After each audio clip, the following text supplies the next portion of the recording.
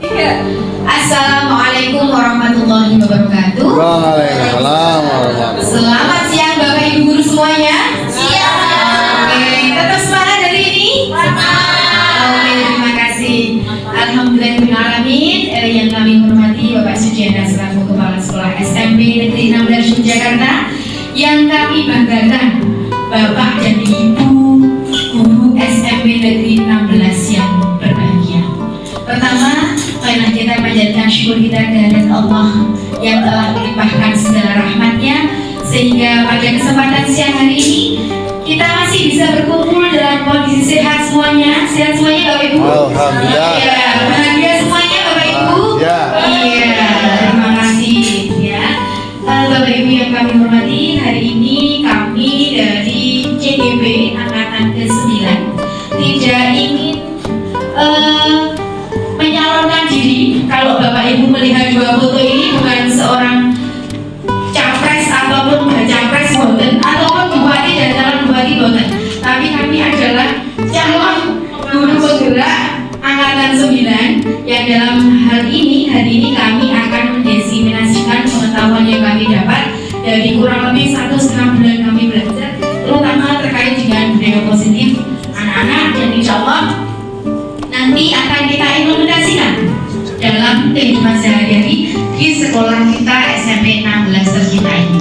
Nah, Bapak Ibu, untuk mengawali acara pada siang hari ini, mari kita berdoa menurut keyakinan kita masing-masing. Berdoa mulai.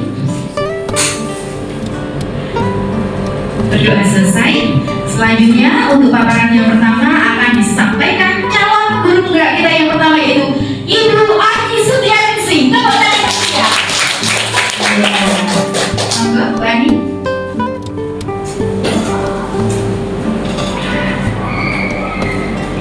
Sambutan dari Bapak Kepala SMP Negeri 16 Yogyakarta yang dalam hal ini akan disampaikan oleh Bapak Sujiana MPD.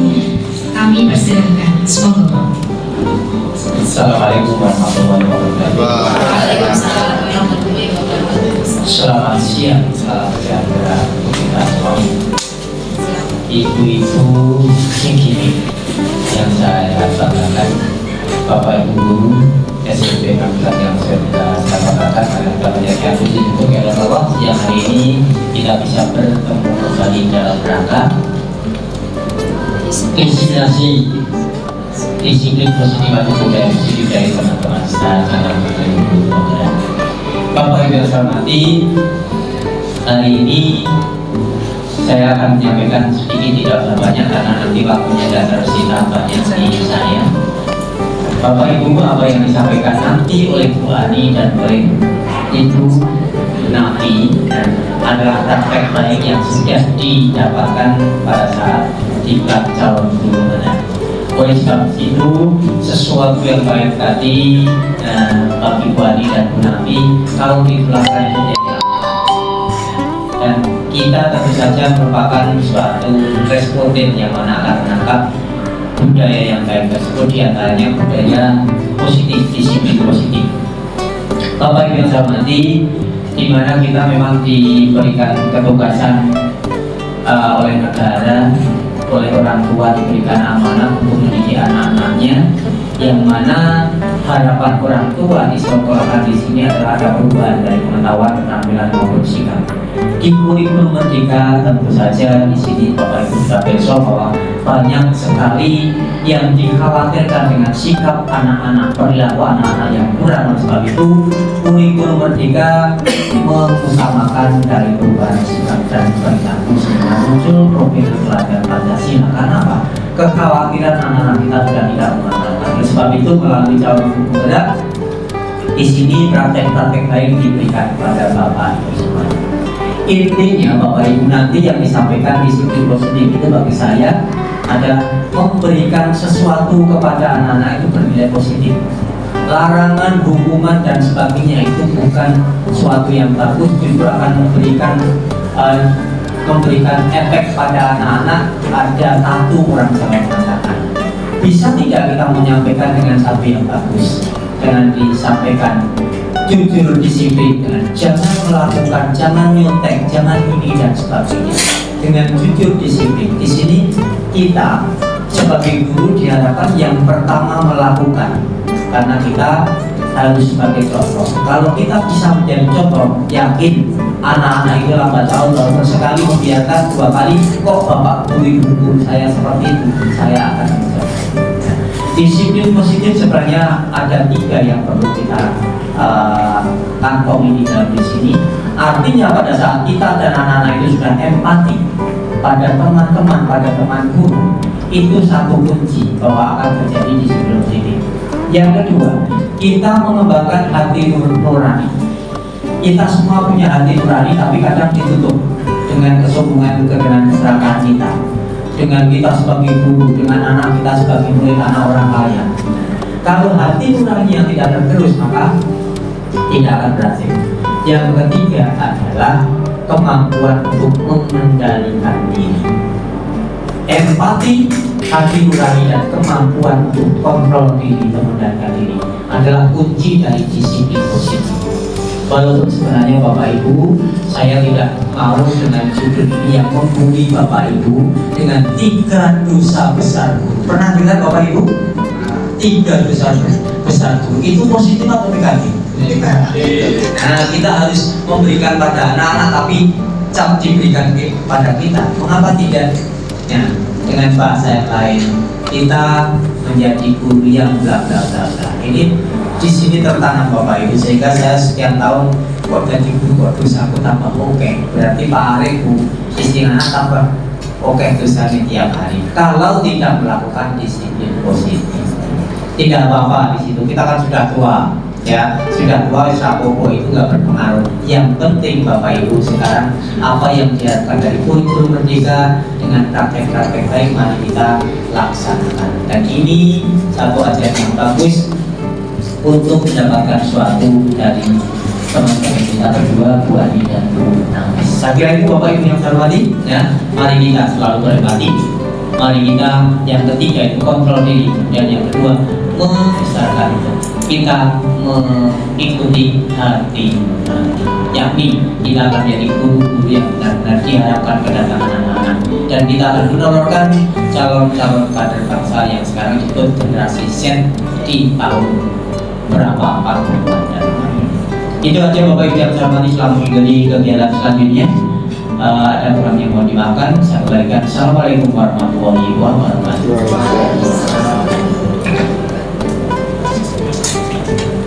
Yang telah diberikan.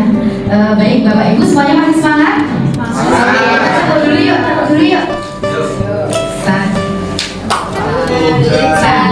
Tepuk jari 1, tepuk jari 2, tepuk jari 3, tepuk jari 4, tepuk jari 5, berbunyi semua.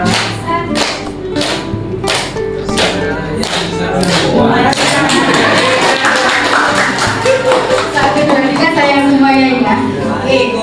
Benar sekali Bapak Ibu guru, karena memang di sekolah kita harus ada rasa cinta, begitu ya Pak Arif ya. Pak Arif rela berkorban dari Muntilan maupun Pati, ikan belum bangun sudah sampai sekolah, dan kembali ikan sudah tidur. Itu adalah suatu bentuk kecintaan Pak Arif terhadap SMP Negeri 16. Pun demikian Bapak Ibu guru yang hadir pada hari ini juga karena cinta, begitu ya Bapak Ibu.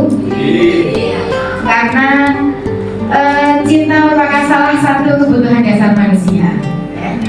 Ada 5 kebutuhan dasar manusia. Yang pertama adalah kebutuhan bertahan hidup. Kemudian yang kedua adalah rasa kasih sayang dan rasa diterima. Kemudian yang ketiga adalah penguasaan. Yang keempat adalah kebebasan, dan yang kelima adalah kesenangan. Ini adalah kebutuhan dasar manusia. Selanjutnya adalah kebutuhan untuk bertahan hidup atau survival. Ini adalah kebutuhan yang sifatnya fisiologis untuk bertahan. Misalnya Bapak Ibu semuanya butuh yang namanya kesehatan, betul?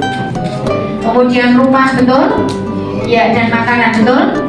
Ya, ini semata-mata adalah kebutuhan kita yang harus kita penuhi. Kemudian selanjutnya adalah kebutuhan biologis, betul? Betul. Iya, betul sekali. Karena ini adalah bagian proses reproduksi hidup Bapak ya. Kemudian selanjutnya adalah komponen psikologis ya, yang meliputi kebutuhan akan perasaan aman.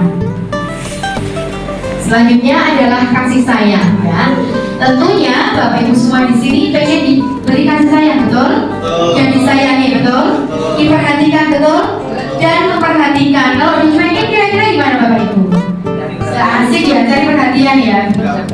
Iya, ternyata ini wajar sekali ketika anak-anak kita itu berusaha untuk mencari perhatian. Kemudian anak-anak kita itu berusaha untuk acting yang mungkin di luar dari nalar, karena semata-mata ternyata anak kita itu butuh diperhatikan ya. Dan itu adalah bentuk perwujudan anak-anak jangan-jangan kasih sayangnya kurang di rumah, sehingga mereka ingin mencari secara tidak sadar mereka acting yang mungkin di luar dari batas gitu ya. Kemudian selanjutnya adalah tentunya kita juga pengen punya kasih sayang dengan teman kerja, betul? Iya, dengan teman saling menyayangi, dengan mengasihi. Dan di SMP Negeri 16 ini hubungan dengan Bapak Ibu Guru sudah sangat keren sekali. Terbukti pagi-pagi sudah tersedia apa tadi hari ini? Iya, ada makanan, ada apa tadi, wajib dan lain sebagainya. Itu adalah suatu bentuk katresnan atau kasih sayang dari antar Bapak Ibu Guru semuanya. Selanjutnya adalah tentang kepenguasaan ya. Kebutuhan ini adalah berhubungan dengan kekuatan untuk mencapai sesuatu, menjadi kompeten, menjadi terampil dan diakui atas prestasi dan keterampilan kita. Sadar tidak sadar, ini adalah kebutuhan dasar manusia. Kita ingin ketika kita jadi guru, kita ingin dihargai oleh siswa ya. Kenapa? Karena kita adalah yang menguasai anak-anak di kelas. Meskipun di situ kita bukan sebagai teacher center, tapi paling tidak keberadaan kita, anak-anak wajib menghargai, anak-anak wajib patuh dengan kita ketika berada di kelas. Pun demikian halnya ketika dengan mungkin ketika kita jadi kepala sekolah, tentunya itu juga sebuah kepala sekolah pun juga ingin dihargai oleh Bapak Ibu Guru. Kepala sekolah pun ingin dihormati gitu. Meskipun kepala sekolah kita tidak ingin terus langsung dihormati, itu bukan ya, tapi itu adalah sudah menjadi konsekuensi antara kita sebagai guru dan Pak Kepala Sekolah sebagai dengan jabatannya yaitu Kepala Sekolah. Lanjut, kemudian selanjutnya adalah kebebasan. Oke. Nah, kebebasan ini adalah termasuk kebutuhan tentang kemandirian, kemudian otonomi, memiliki pilihan, dan mampu mengendalikan arah hidup seseorang. Anak-anak dengan kebutuhan kebebasan yang tinggi menginginkan pilihan. Mereka perlu banyak bergerak. Betul Bapak Ibu? Jadi jangan kaget ketika anak-anak kita kok si lain sukanya A, B, C, yang sini diam, yang sana terampil dan sebagainya. Itu semata-mata karena dia memiliki banyak pilihan yang akan dicapai dalam hidupnya ya.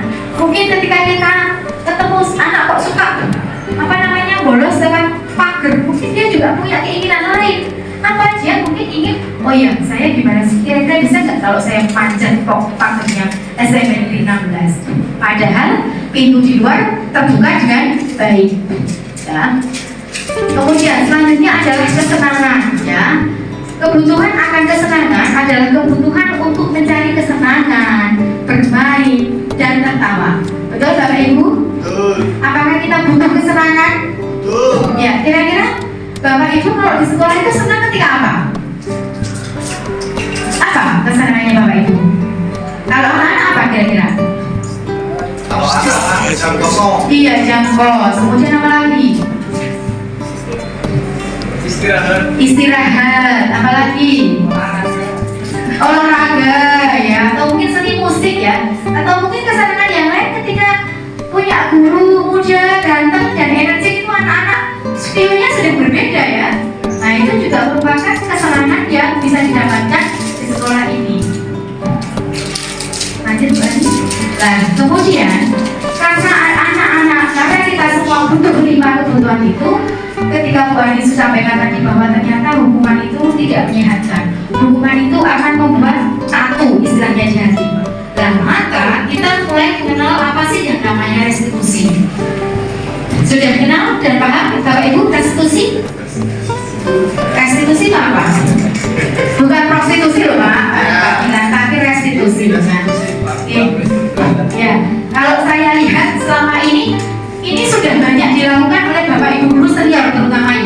terutama Pak Arif. Jadi restitusi itu adalah menciptakan kondisi bagi siswa, ya, kondisi siswa untuk memperbaiki kesalahan mereka. Tadi disebutkan Bu Ani bahwa ketika ini mungkin juga bisa dibenahi juga di bagian kesalahan anak tidak memakai sepatu berwarna hitam. Biasanya kita seringnya ya sudah hari itu nggak usah pakai sepatu sehari.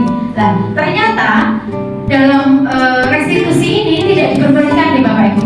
Jadi restitusi ini adalah menciptakan kondisi untuk memperbaiki kesalahan mereka sehingga mereka bisa kembali kepada kelompok mereka dengan karakter yang lebih kuat. Ya.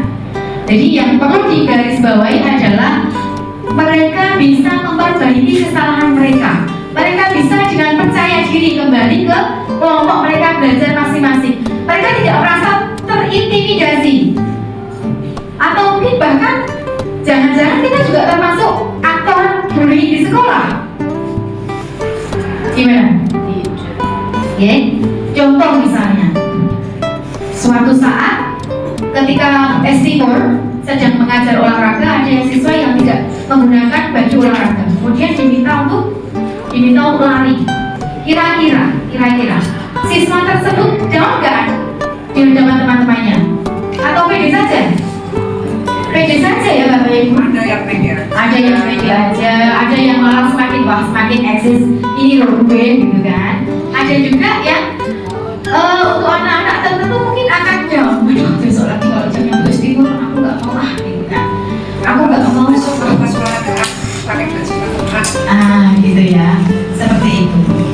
Nah, maka kita harus mengenali apa itu restitusi. Yang pertama adalah bukan menebus kesalahan, tetapi belajar dari kesalahan, ya.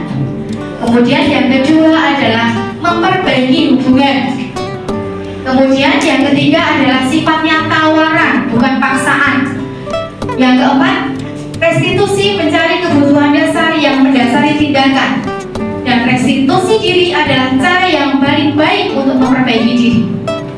Restitusi fokus pada karakter, bukan tindakan. Kemudian menuntut kita untuk melihat ke dalam diri, serta yang mungkin sering kita lupakan adalah fokus pada solusi, dan yang terakhir adalah mengembalikan murid yang berbuat salah pada kelompoknya. Ya, saya contohkan yang tidak jauh-jauh terjadi di diri kita, yaitu kasus kelas 7 kemarin di Pak Arif, yaitu ada siswa yang dengan sengaja tidak sengaja, yang di dalam mendorong keluar, yang di luar mendorong ke dalam, akhirnya pintu kaca kelas 7D itu pecah. Tetapi hebat sekali Pak Arif membimbing mereka bagaimana cara mencarikan solusi tanpa menghukum, dan Pak Arif menawarkan bagaimana solusinya, dan akhirnya mereka oke Pak, kami ganti. Bukan Pak Arif yang meminta, terus si Pak Arif, tetapi mereka mencari solusinya sendiri, dan alhamdulillah sekarang sudah diambil pelajaran dan sampai sekarang awet nih Pak kacanya gitu. Nah itu sudah approach yang sangat meriah untuk Pak Arif ya Bapak Ibu.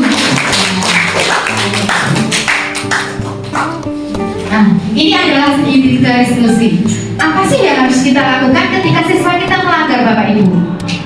Apa kira-kira? Si A datang terlambat. Bu maaf datang saya terlambat Bu, terlambatnya 30 menit. Kenapa Rin? Bangun kesiangan. Kira-kira Bapak Ibu jujur ini ya, ini disimpan dulu nih. Kira-kira Bapak Ibu marah nggak dengan anak tersebut? Tidak marah. Wow, keren sekali Bapak Ibu 16 ini. Tepuk tangan yang meriah. Masya Allah, subhanallah ya. Kalau ada Bapak Ibu yang terlambat, apakah pernah dimarahi oleh Pak Jion? Tidak. Alhamdulillah Pak Jion keren ya. Oke, ada di sini ya.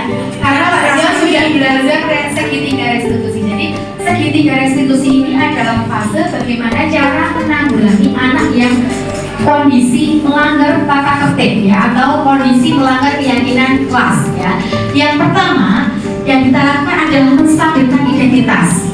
Contoh misalnya, datang terlambat siapa? Bu, mohon maaf, saya terlambat karena tadi Saya belum sarapan setelah istirahat, jadi saya makan dulu. Jadi akhirnya di jam selanjutnya saya terlambat. Ya. Bagaimana lagi kita Bapak Ibu untuk stabilkan? Gimana? Gak apa-apa, ya gak apa-apa. Karena tentunya ketika pelajaran matematika kondisi lapar sangat menyiksa sekali, bukan? Iya Pak. Jadi kita berusaha untuk seperti itu ya, menstabilkan dulu. Jadi jangan buat anak itu merasa bersalah, ya. Biarkan dia mencari kesalahannya sendiri, kemudian memperbaikinya. Ya, itu adalah yang pertama yang harus kita lakukan adalah menstabilkan identitas.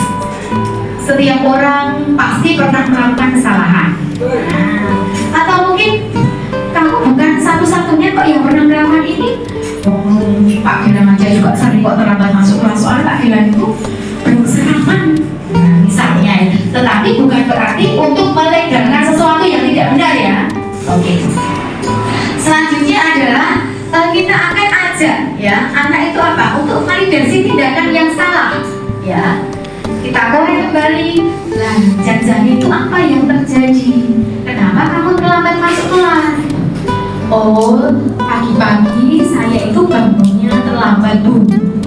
Kenapa terlambat? Karena tidak dibangunkan oleh ibu dan alarm saya tidaklah pas baterainya lowbat, sehingga saya bangunnya kesiangan. Saya cepat-cepat berangkat dan lupa tidak sarapan. Akhirnya pada pelajaran ibu di pergantian jam saya bolos untuk ke kantin untuk makan. Nah, jadi anak-anak bercerita. Tentunya ini guru BK sudah paham ya, sangat paham betul ini. Oke, kemudian setelah itu apa yang kita lakukan? Menanyakan keyakinan. Jadi kita kembalikan ke anak lagi. Kira-kira yang kamu lakukan itu sudah benar apa salah nih? Gak mungkin disaran dulu, udah betul Bu. Gak mungkin, mesti akan maaf Bu. Iya Bu, apa yang saya lakukan tidak sesuai dengan keyakinan kelas kita. Harusnya saya tertib, harusnya saya disiplin. Jadi anak sendiri yang akan tahu apa yang harus dilakukan, kesalahan mana yang harus diperbaiki. Bukan bapak ibunya. Oke, tidak, kamu terlambat, kamu lari keliling 12 kali lapangan basket. Tidak, ya, tetapi anak sendiri. Kira-kira konsekuensinya apa nih? Oh, besok saya nggak terlambat Pak. Caranya nggak terlambat gimana? Berarti saya harus pastikan alarm di HP saya on, baterai penuh, dan saya akan meminta orang tua saya untuk membangunkan saya. Kalau perlu diguyur pakai air. Itu anak sendiri yang akan mencari solusinya. Ya. Kemudian selanjutnya adalah kamu ingin menjadi orang seperti apa? Oh, saya ingin tentunya anak-anak punya impian. Ya. Oh, saya ingin besok ini jadi guru Bu. Saya besok ingin jadi polisi Bu. Saya pengen jadi pilot Bu. Baru kita masukkan hal-hal yang bersifatnya nasihat yang positif untuk anak tersebut. Ya. Fungsinya apa? Sebagai penguatan bahwa apa yang sudah dia lakukan adalah hal yang keliru dan bisa diperbaiki, sehingga anak tidak stres atas perbuatan yang sudah dilakukan itu. Bayangkan kalau anak-anak stres, aduh, mesti ketemu bapak ibu paling selingkuh, betul? Nah, saya nggak tertib, aku tak pikir bayi, ya. Saya nggak pakai seragam ini, padahal nggak usah pakai seragam lagi. Mesti bapak ibu selingkuh, nggak mau ketemu Pak Juan. Pak Juan ke kanan, bapak ibu ke kiri. Nggak seperti itu, gitu. Nah, kemudian selanjutnya adalah kita belajar posisi kontrol. Apa itu posisi kontrol? Oke. Posisi kontrol itu adalah posisi kita. Apakah sebagai penghukum, ataukah pembuat rasa bersalah, ataukah sebagai teman, ataukah pemantau, ataukah manajer? Kira-kira Bapak Ibu kita sering jadi apa ini? Kalau ketemu siswa yang sering melanggar, yang mana Bapak Ibu? Penghukum. Penghukum. Apa lagi? Pemantau. Oke, saya hanya memantau saja. Yang lain? Yang mana? Manager. Manager. Ya, itu adalah posisi yang paling baik yang kita lakukan saat ini yaitu sebagai manajer. Oke, kita akan bahas pertama yaitu sebagai penghukum. Nah, ini adalah digunakan untuk sebagai hukuman. Jadi biasanya ada kesalahan kemudian kita hukum baik fisik maupun verbal. Misalnya kalau fisik ya disuruh lari, kemudian kalau dengan kata-kata yang mungkin kalau Bapak Ibu bisa menggunakan kata mas saya berani menang, ya mesti gue menang, mesti enak menang, seringkali buang sampah tidak pada tempatnya, gue menang. Tidak seperti itu gitu Bapak Ibu. Oke, ya misalnya yang boleh Bapak Ibu kan nggak ada. Selanjutnya adalah sebagai membuat rasa bersalah. Jangan kecewa banget itu sama kamu. Sudah berapa kali juga Bapak Ibu guru ngasih tahu kamu kalau di kelas itu jangan tidur. Nah, jadi gimana coba kalau kamu jadi orang tuamu tahu kamu berbuat seperti ini kira-kira gimana? Bapak Ibu itu kerja balik tulang loh untuk nyekolahin kamu. Nah, kira-kira anak itu merasa bersalah nggak Bapak Ibu? Mudah-mudahan Bapak Ibu anak-anak masih bisa sensitivitas ya. Selanjutnya, nah ini sebagai teman. Nah, kira-kira mungkin ya kita sering ya juga sering memposisikan sendiri juga ya. Ayolah bantu demi Bapak, gitu kan. Ayo ingat tidak bantuan Bapak selama ini? Ya sudah kali ini nggak apa-apa, nanti Ibu bereskan.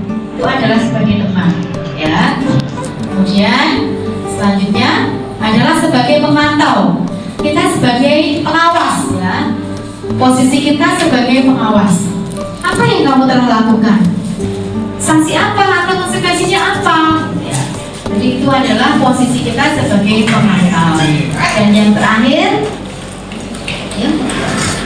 Nah ini adalah posisi yang paling ideal yang harus kita lakukan sebagai guru, yaitu posisi manajer, yaitu guru berbuat sesuatu bersama murid, mempersilahkan murid untuk mempertanggungjawabkan, mendukung murid agar menemukan solusi atas permasalahannya sendiri.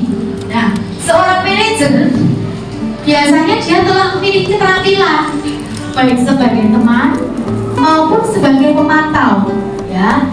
Dan bisa sewaktu-waktu tertentu bisa kembali ke kedua posisi itu jika diperlukan. Nah, Bapak dan Ibu, nah, ketika kita sebagai manajer mungkin kita bisa menyatakan apa yang kita yakini, gitu kan? Jika kamu meyakini, apakah kamu bersedia untuk membaginya? Atau bagaimana rencana kamu memperbaikinya? Gitu, ya? Ini adalah kelima posisi kontrol. Tapi kayaknya nggak seru kalau kita tidak praktek ya Bapak Ibu ya. Saya minta dua orang, yang satu sebagai guru, yang satu sebagai siswa. Saya minta Pak Arif ya sebagai guru, kemudian yang satunya Pak Gilang ya. Oke, sekarang kita akan praktek segitiga restitusi. Pak Arif. Gimana?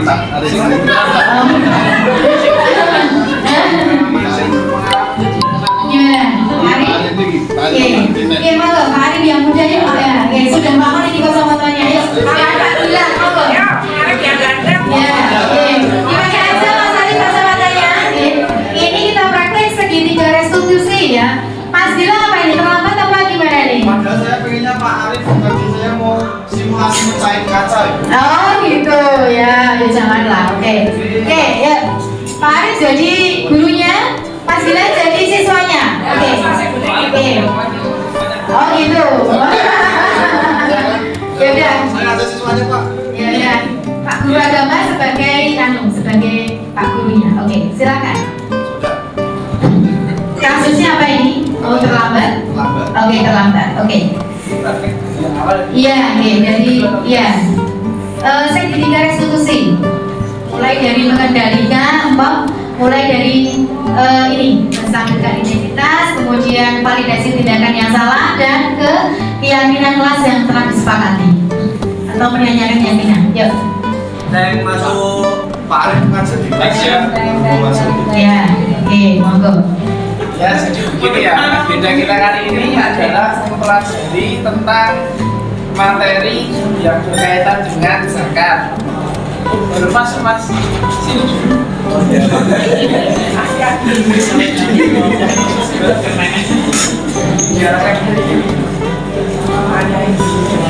Dari mana tadi? Kok datanya terlambat? Coba nemenin Niko tadi Pak. Habis. Ya itu kan sudah sama di sini. Iya Pak, saya ditinggal Niko tadi Pak.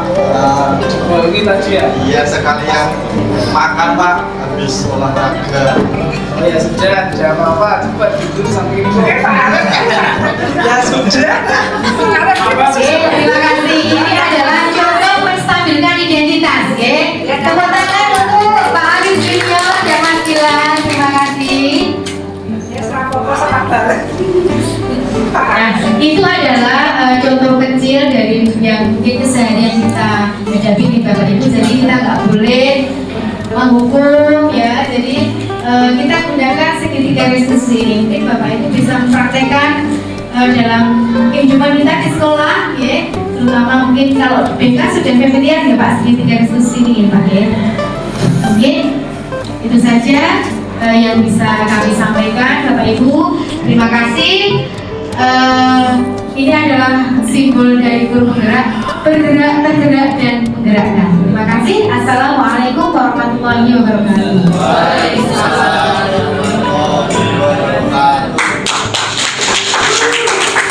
Hukuman konsekuensi misalnya hari Senin kemudian Sabtu dan diumumkan anak-anak bagi besok yang tidak pakai sepatu besok ada opsi sepatu dilepas. Yang kedua misalnya membersihkan kamar mandi, kemudian misalnya ini dan sebagainya. Kemudian pada saat hari Senin datang sudah diumumkan berkali-kali. Nah kemudian anak datang, ayo kamu pilih apa, kemarin sudah disampaikan toh. Nah, oh saya ini Pak, begini, itu masuk konsekuensi atau hukuman?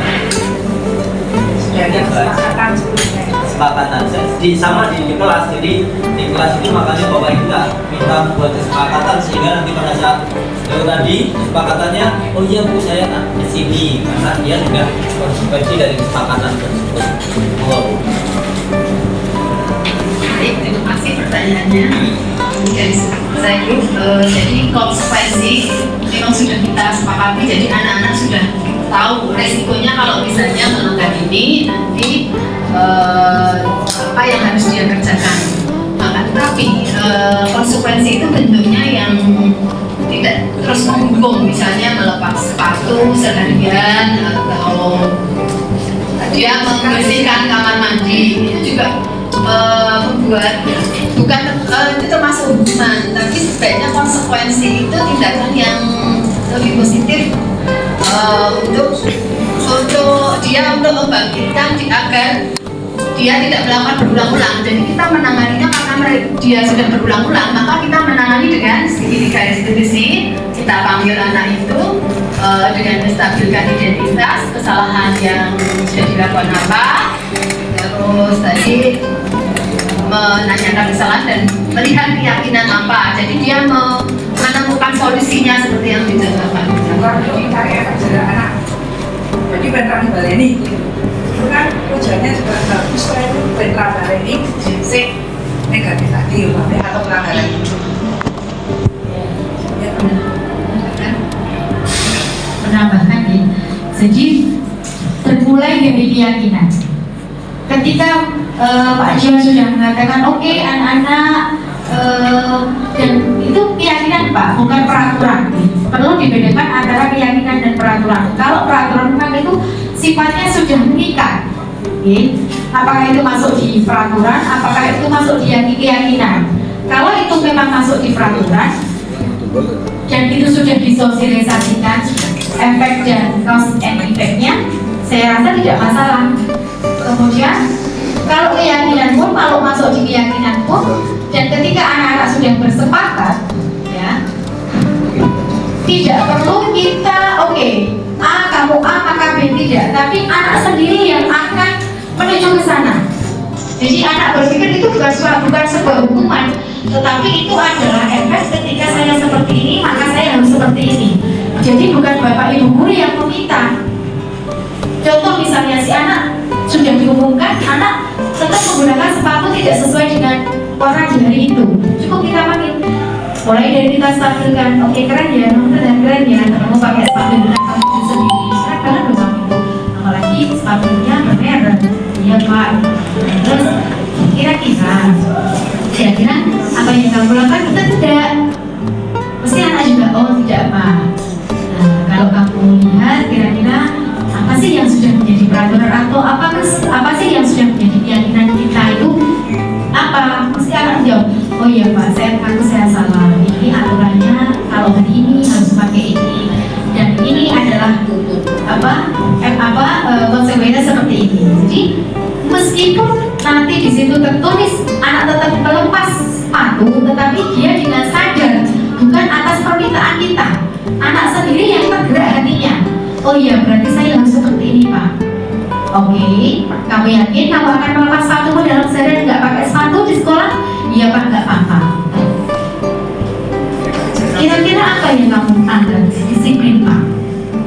Oke, terus ya berarti saya karena sudah tidak disiplin, saya harus tidak bersepatu, sepatu saya titipkan di siswaan dulu pak, nanti baru pas pulang baru saya pakai lagi.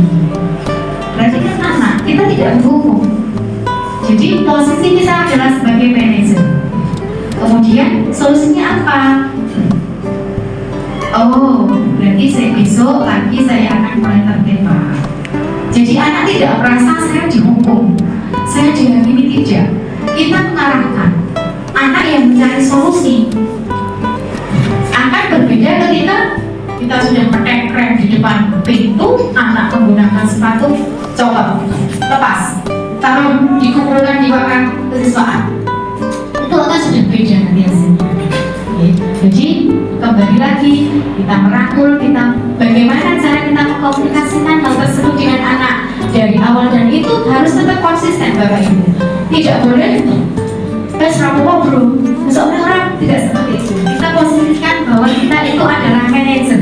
Kita mengarahkan anak sehingga anak itu tahu bisa membedakan mana yang baik dan mana yang buruk. Bukan berarti ketika kita tidak boleh hukum, terus ya sudahlah semuanya baik, semuanya fine, semuanya no problem. Tidak seperti itu Bapak Ibu. Itu adalah tanggung jawab kita sebagai pendidik. Dan saya benar kita sebagai manajer ya, seperti anak yang sudah melakukan istilahnya pelanggaran apa seperti seharusnya pakai sepatu hitam tapi pakai sepatu putih. Tadi seperti yang dikatakan Raffi tadi, untuk kesadaran anak ya diserahkan, dilepas seharian di ruang kesiswaan. Itu kalau anak yang tidak semuanya seperti itu Bu, dari anak-anak yang melanggar. Terus kalau sudah diperingatkan berkali-kali, kita Bu besok pakai ya sesuai aturan ya, pakai hitam seperti ini. Oke ya bu, sampai 3 kali Pak. Terus masih dilanggar, masih diulangi pakai itu lagi. Apa Bu solusinya? Jalan keluarnya? Nah, mungkin ada hal yang tidak kita ketahui Bapak Ibu. Kita perlu mengetahui profil siswa itu sendiri. Jadi dia itu punya sepatu warna hitam nggak sih? Jadi jangan-jangan dia trauma dengan warna hitam. Dia nggak suka dengan warna hitam. Itu perlu kita kaji lebih dalam. Jadi tidak semata-mata oke, gue SP 3 kali terus harus seperti tidak. Tapi kita mulai lakukan pendekatan personal, kita komunikasikan dengan orang tua. Jadi kenapa sih anak itu tidak mau memakai sepatu warna hitam? Mungkin anak juga punya anak itu punya masalah tersendiri. Jadi pendekatan harus tetap kita lakukan di Bapak Ibu supaya tahu jajan itu kenapa. Gitu. Monggo Pak Cia.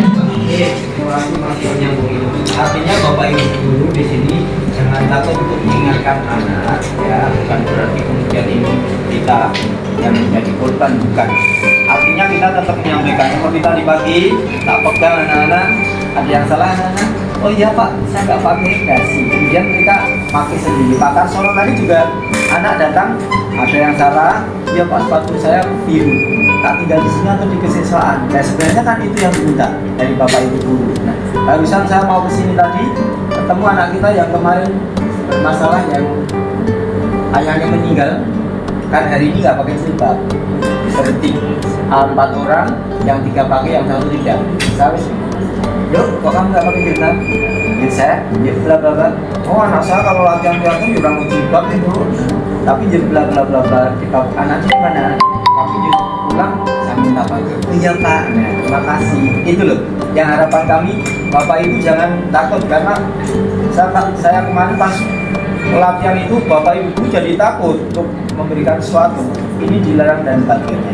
Punya pendekatan dan bahasa itu penting Bapak Ibu. Bagaimana intonasinya penjelingan, apa yang salah? Wah, seperti.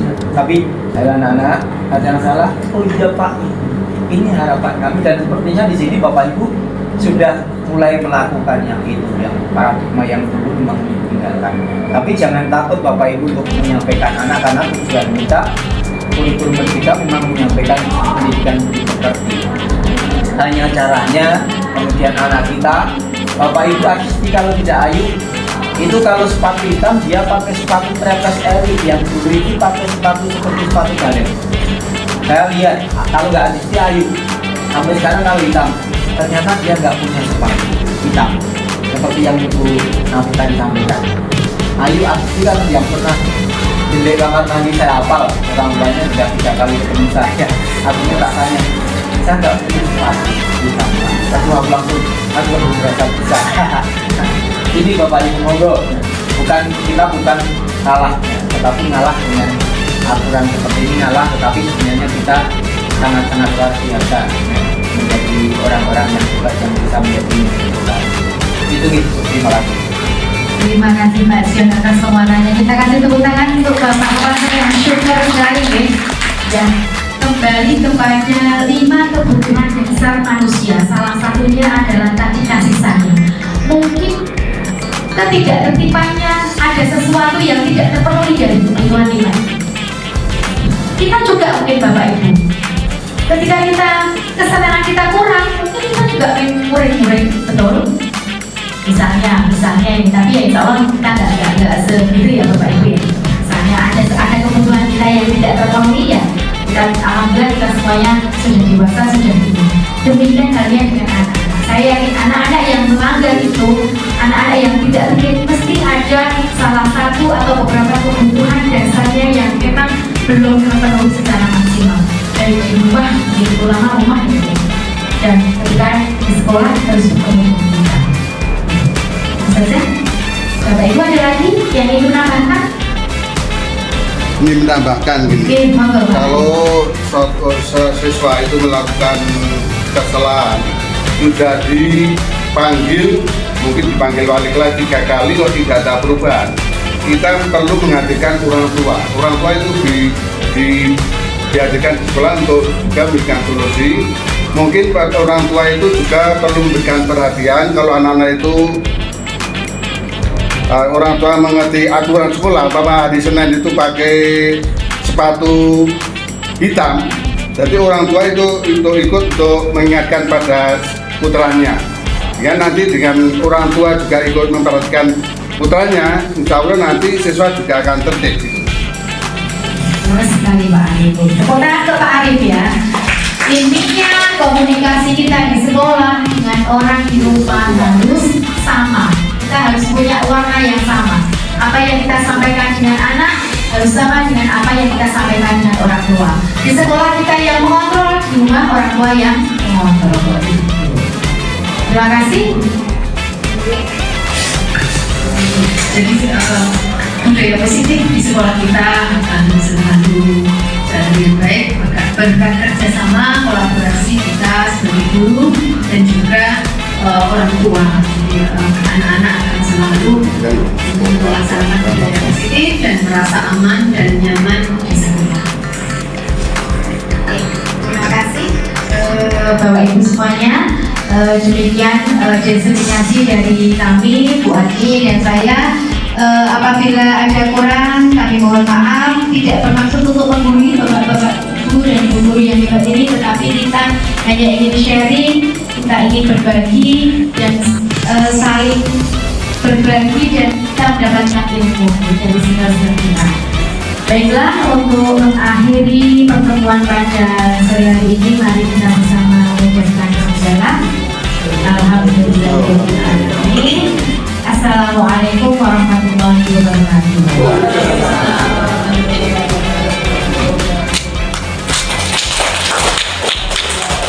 Assalamualaikum warahmatullahi wabarakatuh.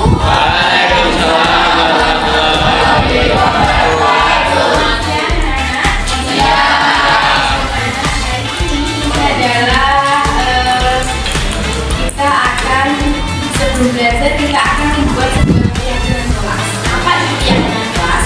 Keyakinan kelas itu adalah hal-hal yang kita sepakati bersama. Ya. Kira-kira kalian punya keinginan nggak? Punya cita-cita betul? Cita-citanya itu apa? Sebagai orang kaya. Bagus. Cita-citanya Mbak Aisyah ingin jadi apa? Jadi apa? Jadi model. Rapayu. Oke, ditanya dulu. Bagus sekali. Ada yang apa? Membanggakan orang tua, bermanfaat bagi bisa bangsa dan ya. Akhirat. Cita-cita kalian sungguh mulia sekali. Ada yang ingin ada yang ingin jadi seorang model, ada yang ingin menjadi seorang dosen. Tentunya cita-cita kalian semuanya akan terwujud kalau kita apa? Kalau kita berusaha. Dan salah satu usaha yang kita akan lakukan bersama yaitu membuat sebuah keyakinan kelak. Keyakinan kelak ini terutama pada pembelajaran matematika ya. Oke, yang pertama, kira-kira apa supaya kita bisa hadir di sekolah tidak terlambat? Berarti kita harus apa? Bangun pagi. Kemudian apa? Iya, kemudian bersiap-siap untuk kerja sekolah sehingga di sekolah apa? Datang tepat waktu, betul sekali, datang tepat waktu. Datang tepat waktu adalah salah satu hal ketika yang harus kalian lakukan ketika cita-cita kalian ingin tercapai. Ya, yang menjadi step harus tepat waktu, latihan tepat waktu. Kenapa? Karena hubungannya dengan customer. Orderan harus selesai tepat. Yang menjadi dosen itu juga sama.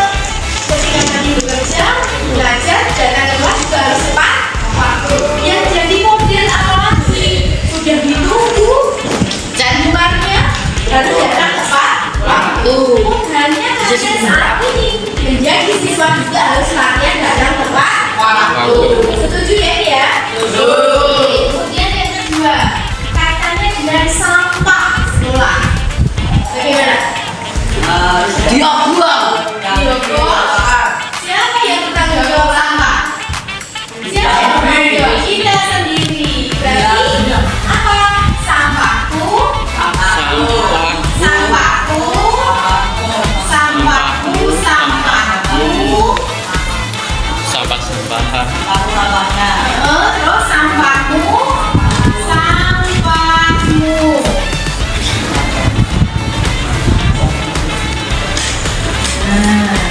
Ini adalah keyakinan kelas. Kemudian yang ketiga terkait dengan ulangan. Terkait dengan ulangan, terkait dengan tugas-tugas, maka harus diapakan?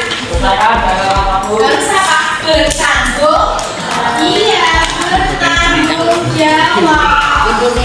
Bertanggung jawab terhadap apa? Bertanggung jawab akan kewajiban.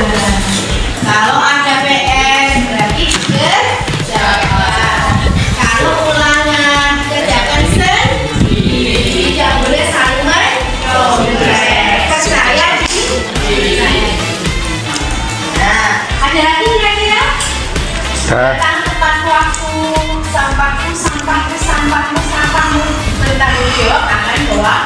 Kewajiban sebagai apa? Sebagai siswa ketika di sekolah.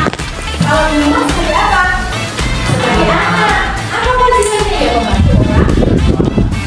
Semua sama kewajiban sebagai sendiri apa? Taati peraturan sekolah. Saat yang memakai sepatu hitam, kita menggunakan sepatu hitam. Ketika boleh menggunakan sepatu yang lain berarti kira-kira ada lagi nih tambahan apa? Tentang apa? Oke, yang keempat apa? Tidak boleh apa? Harus apa? Sopan, menghargai, betul? Menghargai dan menghormati kepada siapa?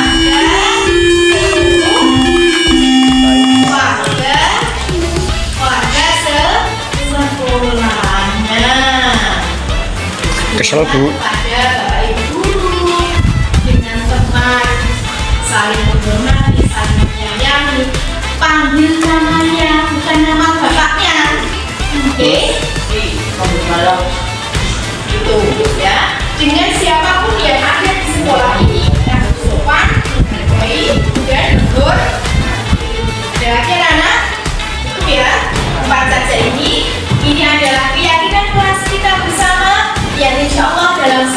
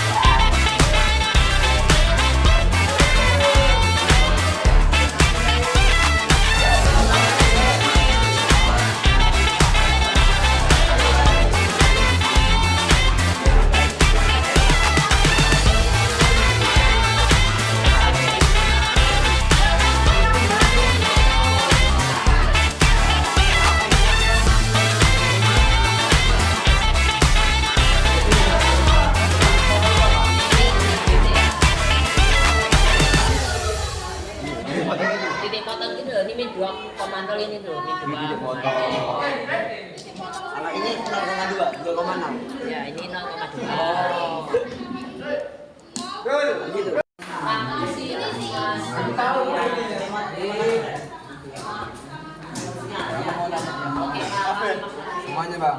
Ini lanjutannya tuh bisa satu. Ini lanjutannya itu.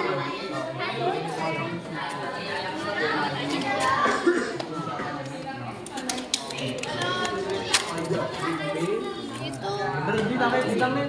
Presiden kok aku lebih tahu. Coba aja nih.